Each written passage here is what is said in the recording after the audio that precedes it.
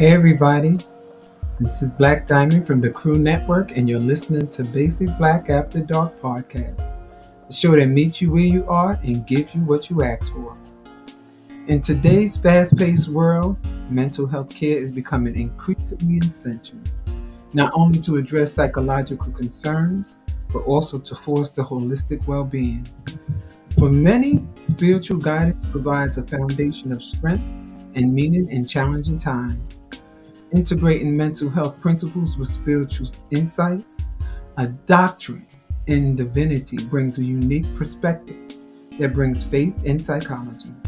This combination empowers individuals to navigate life's complexities with resilience, rooted in both clinical approaches and spiritual grounding. By honoring the role of faith in personal growth and mental wellness, this approach aims to offer compassionate, culturally attuned support to foster healing and inner peace. Today, we are honored to welcome Dr. Carolyn Stevens. She was raised in New York City, my hometown, and later relocated to Atlanta. Dr. Stevens initially pursued a career in fashion. That's something else we have in common.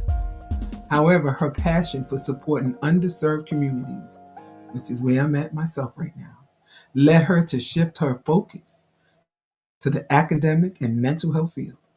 Dr. Stevens now holds a doctorate in divinity and is a clinical mental health therapist and family support specialist.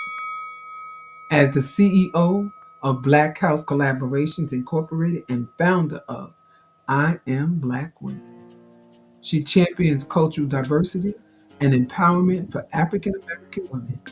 Her work is an inspiring example of leadership, resilience, and dedication to the community. Please welcome Dr. Stevens to Basic Black After Dark.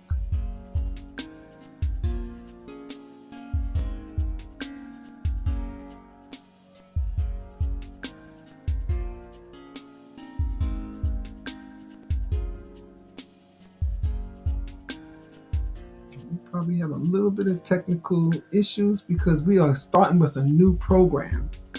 But we do have Dr. Stevens. She's in the back. She will be coming up forward. But I want you to know that you are in for a show. When I say you are in for a show, you are in for a show. Not only are you in for a show, this is a see when I have bonus people, not to say there's anything wrong with the people that I normally have, but when you can get somebody like Dr. Stevens to come in and to chop it up with us and talk about, oh gosh, we're just gonna be sitting here talking. We're gonna be talking like, oh my God, like yesterday. So we're gonna just keep chatting and talking, and we're gonna be talking about mental health.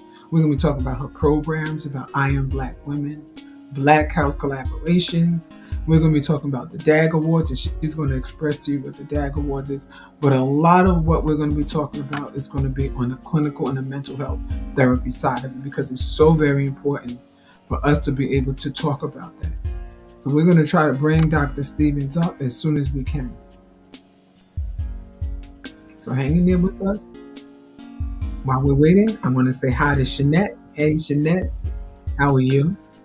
Latanya, how are you? Thank you for joining us. And Patrice, hey, hey, hey, hey. Hey, ladies, thank you so much for joining us tonight. We're going to be bringing up Dr. Stevens. Okay, well, good evening. I can see Give me you. just a little bit. All right. Thank you, thank you, thank you, thank you for joining us. How are you? I am absolutely black tabulous on tonight, and I'm Black happy. tablet. That's yeah, I love the use black tabulous. One of my words. I am excited about being here, and I am loving this vibe so far. Good evening to all of you who are joining in. I see some familiar people that I know and some people I love. I see my armor bearer, Suna Jackson. I see um, some of the DAG authors, Natalie and Patrice, and some other people. I see Rashana. So I'm really vibed about being here The full tonight, house. being with being Full with house. you and being with everybody. So welcome to everybody who's coming in and those of you who may watch the replay. Good evening to you I all. hope they do. They missed it tonight. I'm telling you, you're gonna miss something awesome tonight because we got a lot to talk about. One we're going to start with is with Dr. Stevens. I just want to let you know that I was reading your bio, and we have a lot of things in common now. I see you from New York as well as I. I'm from the I see BK. that you I'm from the see. I'm from BK Queens, girl. so I'm from Queens, so you know what that means, right? I know what they See, mean. you got to be from New York to understand what that means when you say you're from the BK and when you say you're from Queens. We didn't battle. We just know that that was just gossip that people was talking about. They didn't have nothing better to do back No, then, we didn't but battle. they wanted We to didn't battle. see like we ain't Mm-mm. battle. But I see you went into fashion, which is something I did too. I went into fashion and I get the other way and went someplace else. Wow. That Wow. happens. Yeah, Okay. I went to fashion as well. My thing was boots. I wanted the boots, the designer boots, and I wanted to design them myself. And that was at the time the Mayor School of Fashion. That's the one that I went to. Okay. Okay. Yeah, Uh, that see, I just I told my kids too. So graduated that's from all. high school of art and design, and then I went to FIT. Mm. Yeah, I see, I was didn't have going the pleasure of going to FIT. went to FIT, and my plans was to be a Parisian fashion designer, travel all across the world. Had not planned Hmm. on having children and so forth, but of Wow, you course, know what? I said the grad- same thing. I said the same thing. My kids would look at me and say, "Ma, you didn't want us." I said, "That's not what I'm saying. I'm saying is that at that age in that time, I didn't want any children at that time because I wanted to stay focused on what I exactly. needed to do. Yes, eventually I may have wanted them, but my shift had geared because I left fashion, and when I graduated, I wanted to be an international judge. So I wanted to go to Howard, but Ooh, life happened. Life but happened and things that happened, happened. and here I am now. But I'm going to stay off of me because people probably know enough about me. They're probably sick of me too. Because sometimes I get sick of myself hearing the same story over and over in my head. Because that's my best friend. I got my best friend in my head. But Dr. Stevens, what led you to make such a significant career change shift from fashion to mental health?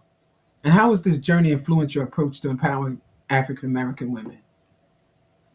Oh wow. Well, first and foremost, my journey started out with, of course, me embarking upon a career in fashion design. While I was in school, when I went to school, a part of my education in fashion design, I went to school here in Atlanta. And while I was in college, Miss Black, I made a profound discovery while living on campus, and that was that I had to eat. Yeah, I was the only I was on campus, and I discovered that I had to eat, and I wanted to eat something else other than ramen noodles. So I said, well, I need a job. And I tried to find something kind of quick. I always loved working with children, so I went and worked in a daycare. While working in the daycare, I discovered something about myself, that people like talking to me, and I like talking to them. And mostly I like listening to them. This was teachers, administrators, and children. And I worked in mostly daycares that were in the underserved population. And then I began to notice that our people had needs and that they needed to be listened to and they needed opportunities to talk. And so that's what made me shift gears and decide to go into mental health. So that was the beginning of my mental health and wellness journey, to embark upon a career in psychology. So how do you envision I am black women and black house collaborations evolving to address the current needs of African American women, especially in mental health and cultural empowerment? Sure, and that's a great question. So a little bit of background about I am a black woman. Uh, I am a black woman was a concept in my head because at this point I had been doing therapy for about 5 years. 98% of my clientele were African American women who had two or more diagnoses, or they had what we Wow. call duo diagnoses. Dual diagnoses. Hmm. Dual diagnoses, the combinations of ADHD and bipolar disorder, combinations of ODD and schizophrenia. And so I realized that about the fifth year serving as a therapist that these women needed to have opportunities to tell their story. They needed to be able to talk about their trauma. I'd always ask clients to journal. That's a part of my practice is to have women journal. But I knew that African American women needed a safe place to be able to talk about their struggle, talk about their trauma. And so I had a concept. I had never done it before. I had never written a book. I didn't know anything about writing a book. I didn't know anything about publishing. I didn't even know how I was going to get these women together. So I had put the thought in the back of my head, to be honest with you, Miss Black. And in that year that I started with I Am a Black Woman, I had had some personal things that had happened in my own life. And I always like to tell this story when I answer this question about how about I'm a Black woman. In that year, I lost my very best friend, which was my dad. And I'm then I so lost sorry. some other, thank you. And I lost some other people. I had a big contract at that time. So I lost some money. So one night in my apartment in Atlanta, uh, I was just thinking to myself, okay, what am I going to do here? I've lost my dad. I've lost this person. I need money. I don't know what I'm going to do. But I said, okay, but I'm going to make it. And so I stepped into the shower, Miss Black, and I began to cry. I didn't even know why I was crying. I just knew that I had all of these disparities coming at me at one time. And I began to weep profusely. That lasted about 30 minutes. I towered off. I sat on the edge of the bed. And I said, why was I crying like that? Why was I going through that? And I heard God say this to me. Do you know how you felt just now? Do you know the stress, the anguish, feeling alone, feeling like nobody cared, all of everything you just felt and experienced?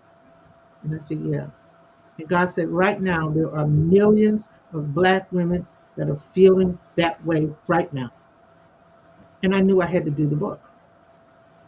I knew that I had a mandate to do the book. And so, long story short, I met 13 African American women from all across the country. People ask me, how did I meet them? The answer is, I don't know.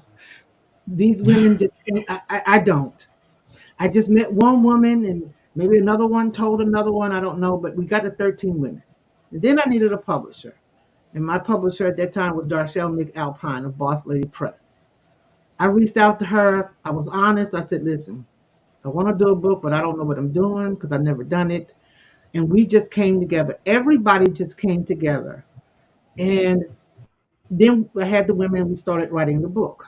But what we did was, I was intentional about forming a sisterhood. I wanted these women to have a safe space that they could talk about their pain. Because, Miss Black, the one thing that we all have in common, irregardless of our social economic position, irregardless of wherever we may live in the world, irregardless of background, we all share pain. That's the one thing we have in common is pain. Pain is universal. Well, when I did the book, my intention was to do the book and go back to and get my contract back. I was going to be like, great book, let me go on back to my contract. Well, the creator had different plans. And so when we started promoting all over the place, and people would see all these 13 black women getting together, everybody started calling it a movement. And I was like, hey, wait a minute. I'm not starting no movement. I'm not trying to start a movement. I'm just writing a book here. But it, I often people would ask me, why was the book so popular? And I simply, I think it was at the time, it was what black women needed. They needed to see women getting along. They needed to see the stereotype of black women don't get along. They needed to see that broken. Uh, because we did get along, and we are still friends to this day. And we were a sisterhood, and we traveled together, and we shared together, and we cried together. And so that was the power of I Am a Black Woman. And I must say, since I'm telling that story, in the middle of publishing, I had another idea.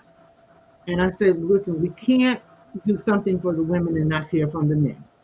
And so Okay. Okay. from that book, then I Am a Black Man was created. I have to say in my heart, and I almost cry when I think about it. I Am a Black Man was one of the greatest projects I had ever done. There were 8 men in this project. I told them, just tell us your story. We're not here to judge. Just tell us your story. Good, bad, ugly, indifferent. We want to hear from black men. I said, just And that's tell us. so important because so many black men hold back because they don't want to be judged. Rightfully so, because they have been for so many years, have been judging. But you had mentioned earlier about the dual diagnose of some of the women that you have met. But I've always said that we are all African American women dual diagnosed. We're African American, that's one, and then us being women, that's the other. So to me, that's a diagnosis within itself, and that's something that we're never going to get rid of. We're always going to have that diagnosis as being black and being a woman. And I understand we have our counterparts, the African American man, but when I think of it, I always look at a totem pole, and I always see that they always place us, no matter what happens, on the bottom as a black woman. That's where they put us. You look at the other cultures, and they'll stack them all up above us. Even women stacked above us. Even our black men are stacked above us. Now I don't mind walking along with my black man, but when you look at that totem pole, we're on the bottom, and that's where they want to keep us. But they have no idea how powerful and strong we are. And the thing that I say is that we're on the bottom, but we're holding everybody else up. That's how strong we are. So I don't And mind you being there have said that because right. we're holding everybody else up. And So I'm good. I'd like for us to really kind of piggyback on that because um, that's our strength, Hmm. but also sometimes it's our weakness uh, Yeah, because we're holding everybody up. yeah. We're holding everybody And up. who's holding us up? Now Who's holding us up? that's exactly right. And Yeah. we have become very accustomed to holding everybody up. Hmm. We've Yeah. become very We accustomed. have, that was something that's innate, and I was talking to a guest the other day, and when I had to go back to slavery, I said, because it goes all the way back there. And I'm not going to keep taking my shows and going back to, because people know our history. Some people don't want to accept it, but that's a part of our history, and that's not something that we can just get rid of. And that's not something that I take lightly. So, Dr. Stevens, with your experience as a clinical mental health therapist and family support specialist, could you share some of the most common challenges families face today? Sure. Um, there are several, but I will share from my experience in working with families the two most common, and that would be depressive disorder and anxiety disorder. Mm, Now, I mentioned those two, but the root cause of those two is the lack of financial sustainability, lots of times. mm, That brings about depressive disorder and anxiety disorder. And that's mm. across the board from father, mother, child. And those are the So, in what two major things that I see. and in what ways do you feel therapy can be a meaningful support for families navigating these challenges? Therapy can be very meaningful, extremely helpful, and needed, I would say, because in therapy, you have an opportunity to be with an objective person Mm, that can look at the family as a whole and be able to effectively hear each person's side. However, I do want to add a component here, especially when you talk about the African American family. It is very important, it is vital almost, I would say, that you have therapists that are culturally cognitive. That's really important. you you Culturally, have some that's within your own culture that's not even culturally competent. that is why And that's that's the thing that bothers me the most, like, with that. What did you fall off the side of a different boat? What happened? Yeah, how are you not culturally competent? I don't care if you have a different accent from me. You still should be culturally competent enough. If it's worth it to you, that's like being respectful enough to try to learn somebody's name, whether it's their African name or the name that was given to them by their parent. Be culturally competent, especially when you're dealing with your own. And I hate to interrupt with that, because moving in the state that I'm in now, I wasn't culturally competent because I moved here and I didn't know their language. So I tried my best to get to understand where I was at and what was going on here. But because I did not know, that was more strikes against me than enough without them trying to teach me what I needed to know. It's like when you move to a new state, you need a handbook, a guide.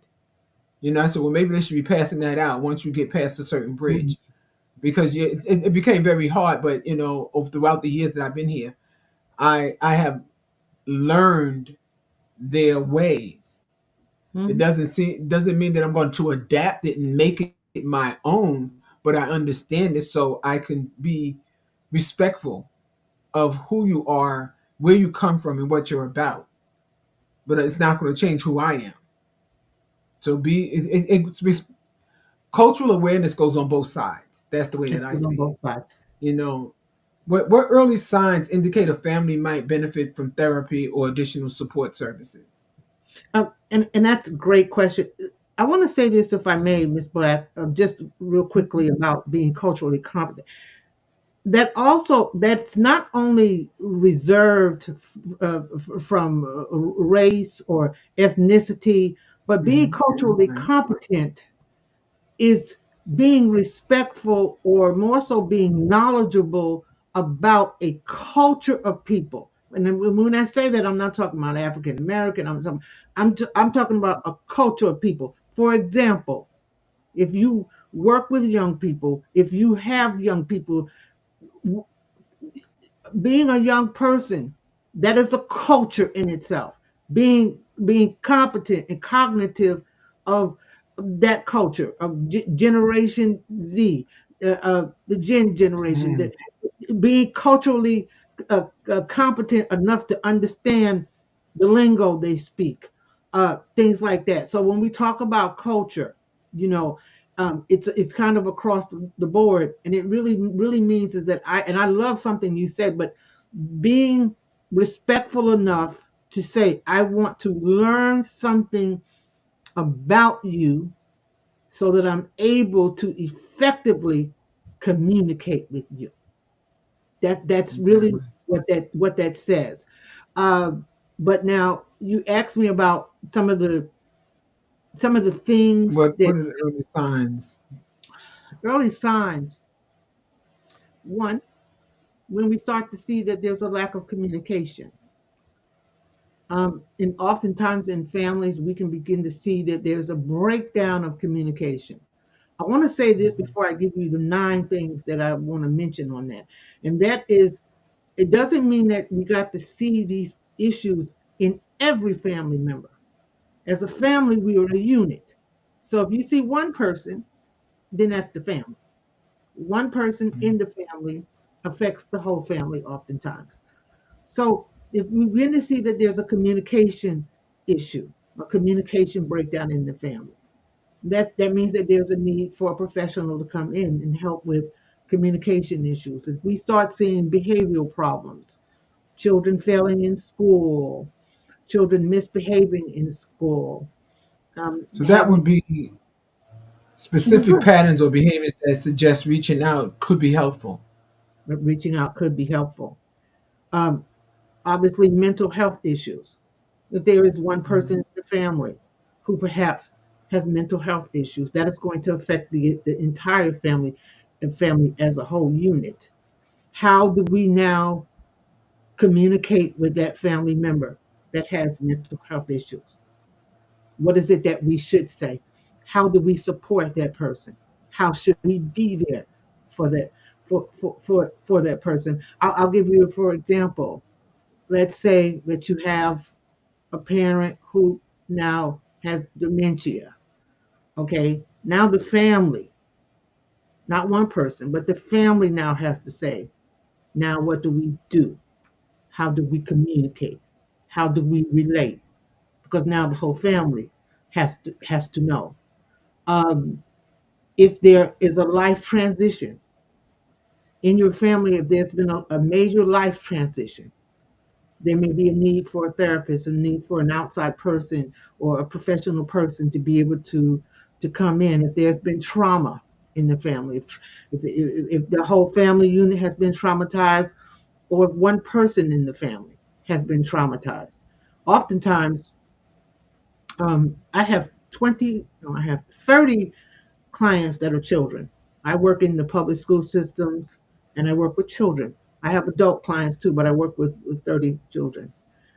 And unfortunately, I do have some clients in the elementary school age that has been molested. And I will tell a parent, you too need to be in therapy. They might say, but it didn't happen to me. No, it did happen to you. If it happened to that child, Yeah, because you're living with it. You're living with a child that has been molested, so you're living with it, even though it did not happen to you. You know, my thing was, what advice would you give parents on maintaining strong, positive relationships with their children while respecting their independence? Because I have seen some children go through that molestation, but they're going through it by themselves. Some parents, I'm not going to say all, are afraid to address it. They don't know how to address it, and then some of them sweep it under the rug and become some parts of the family skeletons, things that's well, hidden in closets. this term that you just used, Miss Black, sweeping it under the rug. I have to be honest and transparent here, which I feel like I'm in an environment where I can be pretty transparent here. That's Okay. why I like being on your platform. And also because I believe you can't heal what you're not willing to confront. If you want to heal something, you got to confront it. Sweeping stuff under the rug for African Americans is our signature mark. We've been Mm, sweeping stuff under the rug for centuries, for years and years and years. So, in order to build positive relationships, especially with our children, we have to be willing to no longer sweep stuff under the rug. We have to be willing to talk. We have to be right. willing to So, talk. We have to be willing to speak openly. right, and I Um, find that effective communication is often one of the toughest challenges families face, especially when each member may have unique needs and perspectives because some of them don't see it the same way. How do you support families in navigating these communication challenges? Because one person will say one thing, or it wasn't that bad, or well, he was just playing with you, he didn't mean anything by it. Excuses. And then you have some families that hide behind laughter because that's their way of coping. That's some of their coping mechanisms where they will laugh it off. Well, it's not funny to everybody, but that's their way of dealing with it. Or either they become very angry and start to blame someone, and it's usually the child that they blame. Well, what did you do? You know, you shouldn't have been in there. Well, uncle or auntie or whoever know they shouldn't have violated. You know, and I don't even really like. I take that back and I apologize. I don't like saying violated. I say tampered with. They should have known not to tamper with. How do you support families in navigating these communication challenges? Because it becomes a challenge because they can't. They feel as though, or either they choose not to. I'll say it that way. yeah. Choose not to say anything because it is a choice when it's the parent that knows that the child has been tampered with. They choose not to communicate. They choose not to say anything. They keep it as a family secret that develops over and over and over again. And then what you find is that it's happened to another person in that family. Ah, now you have hit it on So the it's a nail. generational thing. Exactly. And a great majority of the time is Black. If you find that there's the family member who chooses to minimize the trauma or they choose not to discuss it at all, we have found that 8 out of 10 times it's because that family member has dealt with that themselves. They have dealt with that themselves. And so then the molestation becomes passed on. So when I do therapy with a family, I do therapy with the client who at hand may be the child. I do individual therapy and family therapy together, individual and family, individual. Very important. I do that to create a certain amount of safety so that I'm able to hear out what the person has to say, especially a child, because a child will oftentimes communicate with you a bit more freely if their family is not around. And then, of course, if there's a parent, there's a mom, there's a grandma, or what have you.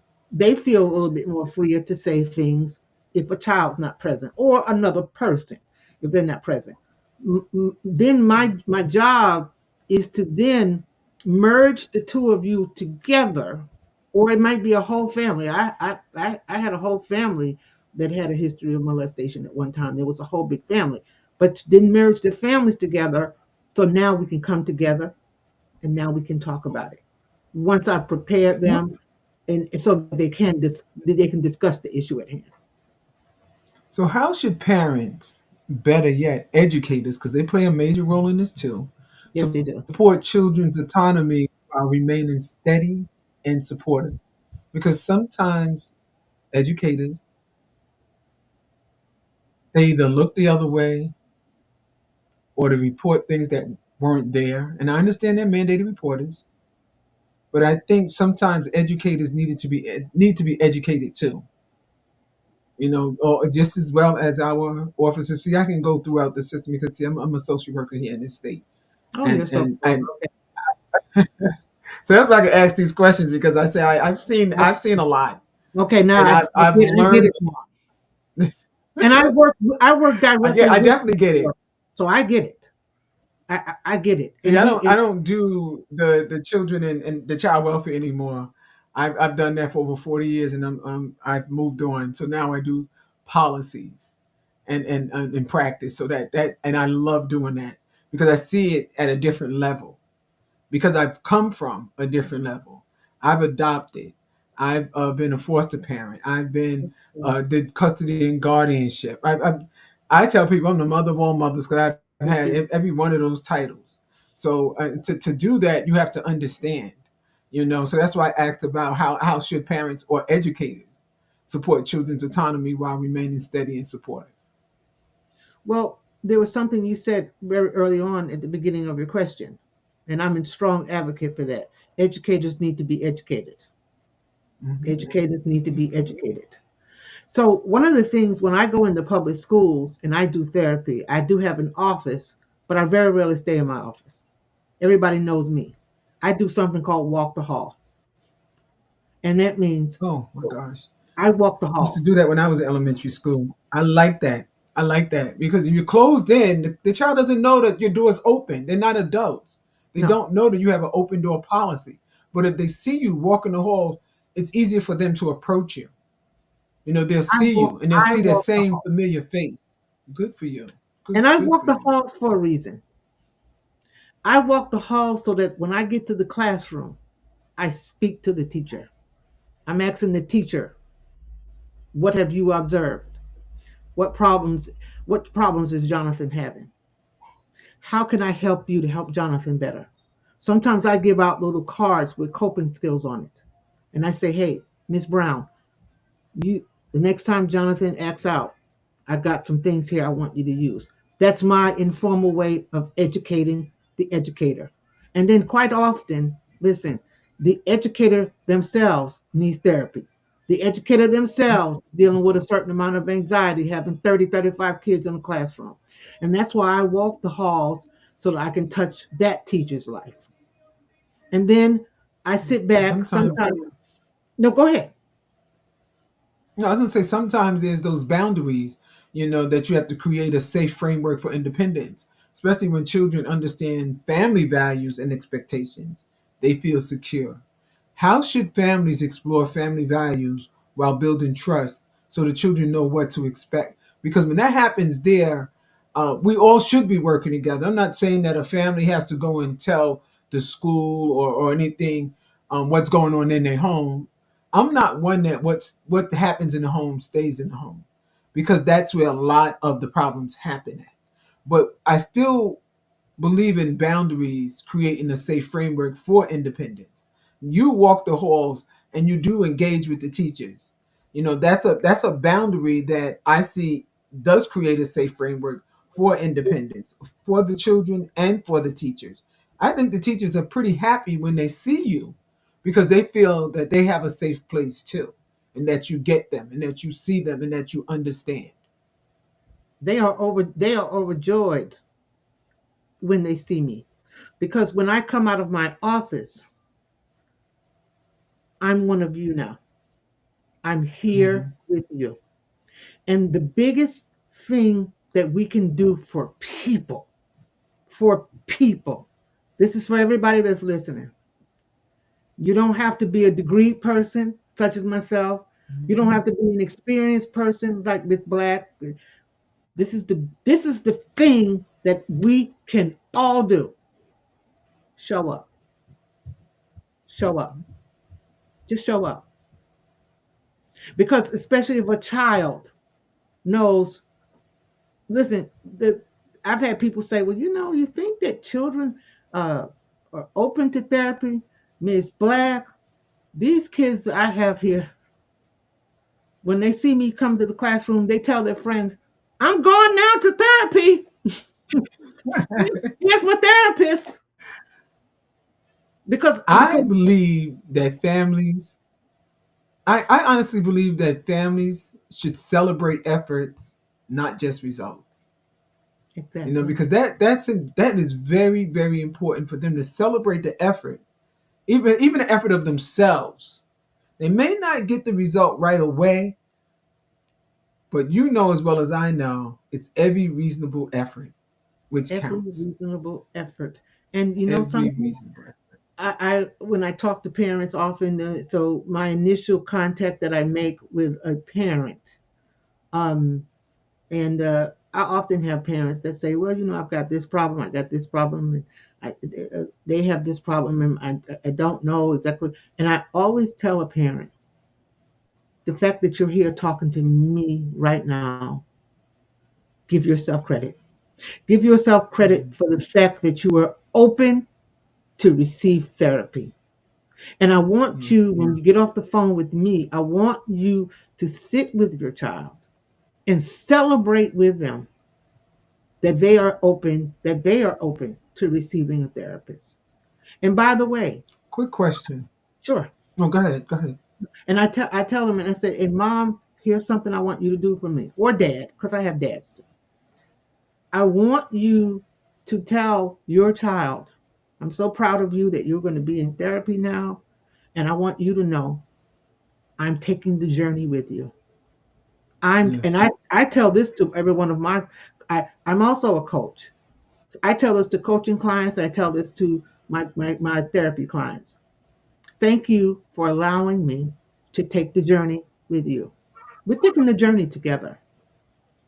Yes. So every They're not reasonable effort, alone. you're not alone. They're not alone. Yeah. Quick question. The last few years have brought significant changes in mental health awareness and accessibility. How has the landscape of mental health shifted recently? And what changes are you noticing in the way families are approaching therapy? I'm noticing that people are becoming more open to therapy. Therapy is not a bad word anymore. People are more So open to go. is there a greater emphasis on family inclusion approaches to therapy where parents and children work together to build emotional intelligence, resilience, and Absolutely. healthy coping strategies? Absolutely. Families are realizing that we all need each other here. We all need, it's not just one person in the family that has a mental health issue. We all together need to be a part of this journey. Yeah, the family is living with it. Then you can't say, "Oh, my son has that." He's your son. You're living with it. I was working with children with autism, and I would often hear some of the families say, "Oh, my son has autism." And I had to educate them, and I had to tell them, "No, he's living with it. He doesn't have it. He's living with it." And believe me, if he could choose not to live with it, he would. If he has it, it's there, but he's just living with it. And to look at their face to see that there's another way of saying it, and I feel as though it's a cleaner way, and it's a more respectful way, and it's a more an accepted way of saying things, especially when you're dealing with people who are substance users, because we used to call them junkies, Right. those who are popping pills. We used to say those was pill heads, pop heads, or crack heads, or whatever you want to call them. It's a way of saying it in a respectful manner, and it goes across the board, and no matter what a person is living with. But if it's your family member, I wouldn't care if it was my uncle twice removed, my uncle is living with this. So that means I'm living with it because that's my uncle, that's my aunt, that's my niece, that's my nephew. We're all living. I may not be living in your household, but we're all living with it. Now I want to skip you off to being the CEO of Black House Collaborations and the founder of I Am Black Women, an active member as an active member of the DAG, the Distinguished Actors Guild. You are deeply committed to creating spaces where African American women can find empowerment, representation, and community. Could you share how those roles complement each other? Because I've already heard you speak on Black House Collaborations and I Am Black Women. How does DAG, Distinguished Authors Guild, share in all of that? The Distinguished Authors Guild, aka DAG, and I have some of my DAG family here with me. And Everybody, I see them. you hear my how I describe them. It's my family. And so the uh, the founder, president, and visionary for DAG is none other than uh, Gina Gatson, and we complement each other extremely well. You would have thought that we were both born to meet each other. The way that we work, the way that we work together, because we complement He each other. brought you guys together. He Oh brought my! you together. What brought me and He Gina? brought you together for a reason. You had to meet. Let Otherwise, me, it wouldn't have worked. let And it me had be to be real, you two. but let me be real frank with you, Miss Black. When I met Gina, um, she had just experienced some business trouble, and I had experienced some business trouble. And so here we both two gals here, where we both experienced some business trouble, but we had our business trouble was the same kind of business trouble. And so when we came together, it was an automatic connection. I Mhm. knew I could help you, and she knew she could. And the way that Gina helped me, because I knew I had some skills and talents that could help Dag, and she also gave me room to be Dr. Carolyn and to help.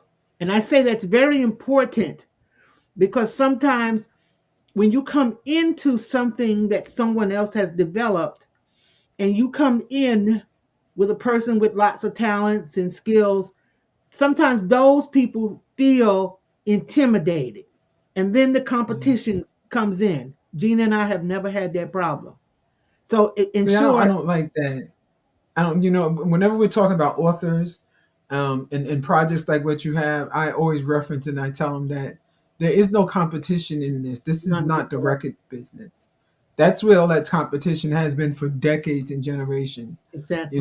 We have a lot of indie authors now, and they are coming together, such as your organization with DAG. So, how does these initiatives amplify one another, and what is your vision for future projects that further advance empowerment, representation for African American women and men, and diverse authors? Well, going back to my creating the Black House collaboration is just exactly what the name says. Is that I created a business where I collaborate with other businesses, other business owners. I collaborate with people. Collaboration is the foundation of every project, everything that I do. And so, working along with Distinguished Authors Guild, first and foremost, Gina has her company, I have my company. We come together and there's a collaboration, there. We encourage we encourage other collaborative efforts. The strongest part of DAG, which I that's my most heartfelt thing about the Distinguished Authors Guild is that we're big on support. We believe in Mm. giving authors support, and we support them. That's why we become family. We support them. We support them and we give them visibility. We want them to get out there. We want them to be seen. And while you're being seen, we're going to be somewhere in the background while you being seen, which is why I have family here So, tonight. So, So Those are our and I see people. them. They're out. They're out, and they're not loud, but they're out, and that speaks volumes. They don't have to say a word, but it speaks volumes. So, what steps do you believe are essential in creating platforms that celebrate and elevate the voices of African American authors and other underrepresented writers? And I know So you have some kind of creativity going on with your platform because I see, I've been just for the past couple of months, I've been seeing dag, dag, dag, and I'm like, well, what does dag mean? And when I got involved by reading more about it, and I've been interviewing some of your powerful authors, I'm like, wow, they're not joking. They're not joking. So I'm no, we're not interested to playing. find out about. Yeah, I can No, we're see, and not playing. you, No, we're not yeah, playing. you sitting in my seat. And Miss Black, you now listen. I'm saying this on camera in front of thousands and thousands of people. You know, we want you to be a part of DAG. I make it no secret.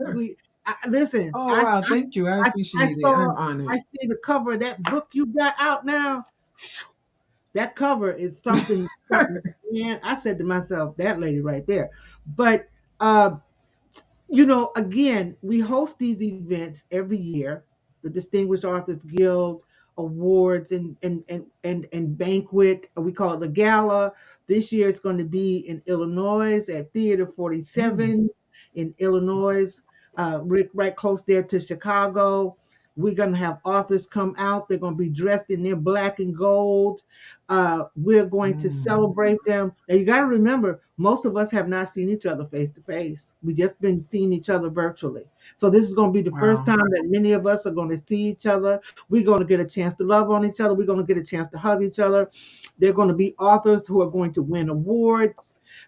That's how we celebrate authors, and I think that's one of the biggest things. And this is why I believe that Gina Gadsden created DAG so that we could celebrate the work you put into your book. We want to support and celebrate you. You worked hard, you poured out your soul and put it on paper, and we want to be there to celebrate you. Whether you win the So trophy or how I mean, we're they're still there. all winners. Yeah, we're They're all all winners. winners. And that's all I see, and I just see a sea of faces that every time I turned on my social media and I've seen Dag, I would go and I would start Googling everybody because I said, it's just something about this award that just seems to be different than other awards. How important do you believe mentorship and collaboration are for underrepresented writers? And what opportunities does the DAG provide to facilitate these connections? We definitely provide mentorship. We take a personal interest in all of our authors. We communicate with our authors. If there are problems that you're having as an author, if it's not myself, if it's not Gina, then there's another author that may be able to, that be able to address it. We come together. For example, I see my sister Natalie Murphy that's on. Natalie does workshops, and we'll say, hey, you need to get over in Natalie's workshop. I myself am a publishing consultant. And so I help authors self publish. We have Dr. Barbara Whitehead, who is a Christian publisher. We have several people in our group that, if you're having problems in the area, or challenges, I would say, in an area, we're going to find somebody that can help you with whatever your particular challenge is.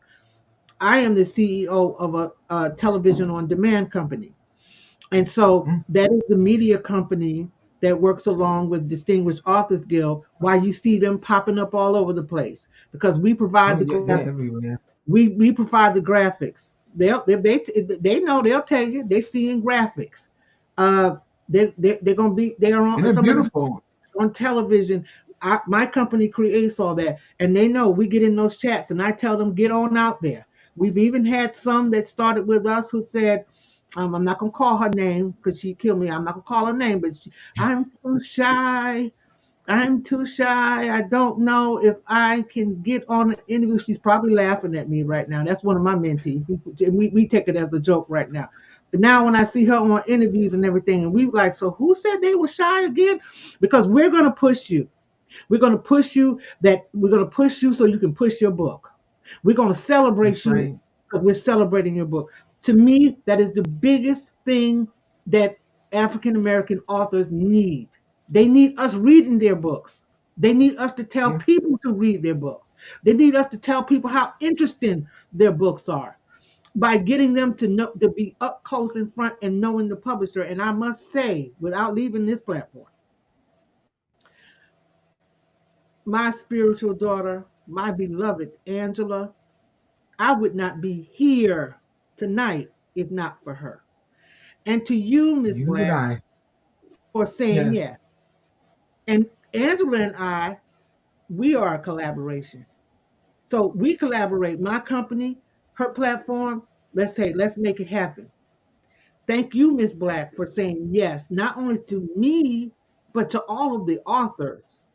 Uh, Miss Littlejohn, so many of you that said yes to us and having us on the platform.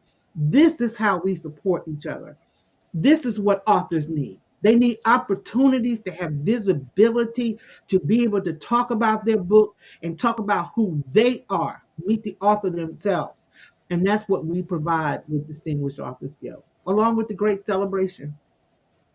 Yes. So for those who are inspired by your work and want to learn more about you, how do they connect with you, and how can our listeners engage with you across your different platforms? Because you just seem to have so many of them. And again, you just gave her a shout out, but yeah, she is our queen of collaborations, Angela. She definitely is. Because That's my I don't heart. even want to go as far as how I started off with her, because I'm almost embarrassed, but I'm going to leave that one alone. But yeah, how can we connect with you? How could listeners connect with you and engage in your different platforms? Sure. Like with the DAG, with the It's very easy to connect with me. I mean, you can go up on Facebook under Carolyn Stevens. You can direct message me. I'm pretty accessible, uh, easy to reach.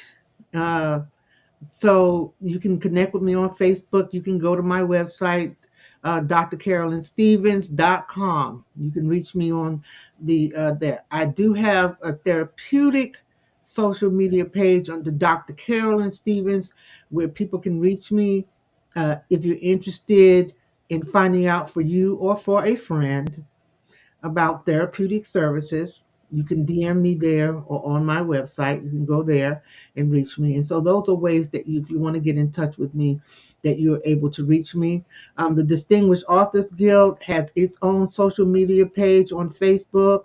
You can type in DAG, DAG 2024, because over the years we've developed different pages. So DAG 2024, you can hop in, you can inbox Gina Gatson, Gadson. How can I be a part? We're accepting new authors right now.